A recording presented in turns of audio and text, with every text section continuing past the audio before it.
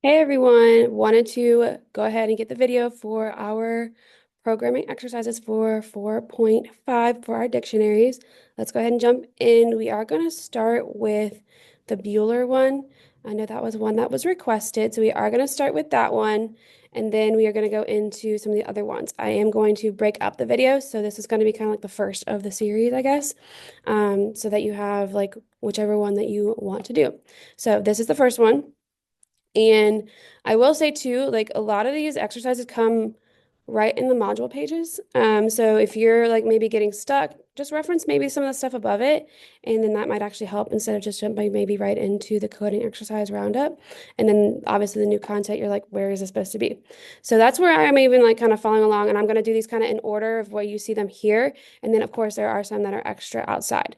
So this first one we're going to be looking at is the Bueller one. So what we want to do is we want to write a function called students present. Students present should take as input one parameter, a dictionary. The keys of the dictionary will be the names, and the values will be one of three strings, here, present, or an empty string.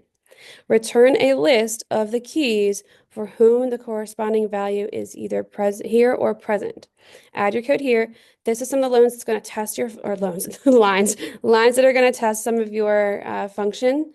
So we have a list here that has, it's not even a list, it's really just it's a dictionary of students who are here or present or maybe absent, but they just don't say it's absent, it's just empty string. And then we want to actually use that in the parameter or in the argument of the function.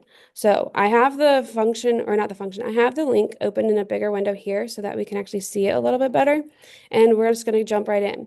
So I will also mention this is really a good reference page with how it creates an empty dictionary, all the different things we've looked at with our dictionaries. This is the biggest one that I would mention too. This is where you add a new key value pair to your dictionary if it doesn't exist already in the dictionary. So I think this is a great kind of reference page for these kinds of things. And then above here too, where it's talking about keys, values, and items, also a really good reference for that also. And I believe, yeah, there's keys down here, but values and items. I see values. I just don't see items in this list. So it should actually have it in this list too. But that's a good reference page because you're actually going to need to use some of that for even this exercise right now.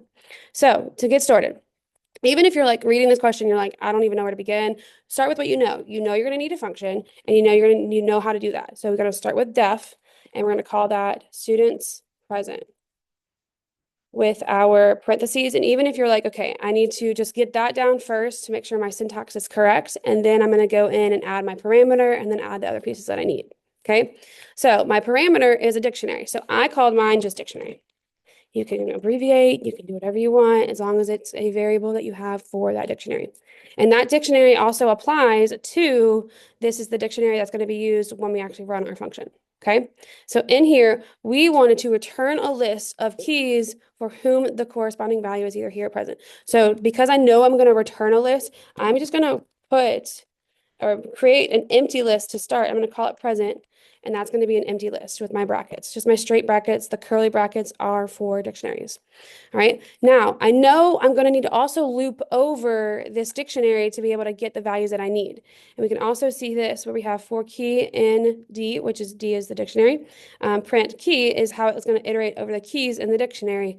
So we're going to use an idea like that, but we're also going to look at this particular idea where we want to actually get the items of we want to use the method of the dictionary that returns a list, which is what we want, a key value tuples in that dictionary. Okay, so we're going to say for key value in dictionary, because that's the one I'm using for my example, dot items.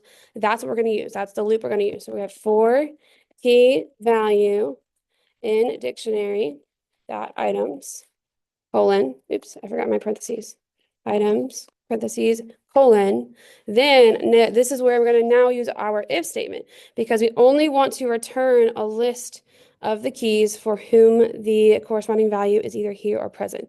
So we have if value, because that's this variable here, equal here, or value equal present. Make sure you have your value equal equal here or value equal equal present. We can't just say value equal equal here or present or equal equal present. That doesn't make sense, okay? So then we will, since we're using a list, we can actually use one of our list methods to add it to the list, okay? So we're gonna do present dot append, and then we're gonna append the key this time. We're using the value to check if it's here because the here is the value, right? That's the second piece of our portion of our dictionary. It's the value. So this is the key, this is the value. So we're going to use the value to check if it's here present and then append the list with the key. And then we just need to return present. That's it. Okay. So let's look. We have these are the people who are here today.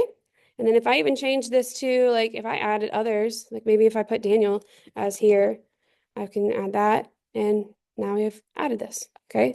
So now there we go. So I hope this one helped with the Bueller one. But I will also say, just make sure you check back on this page. This actually really did help with making sure we had the right values because we can even see like, oh, we used this one here in this example, and now we're going to know we probably need to use it in this one here. So I'm going to stop this video and we can go on to part 2 with our series of getting through some of these exercises. So I will talk to you in just a second.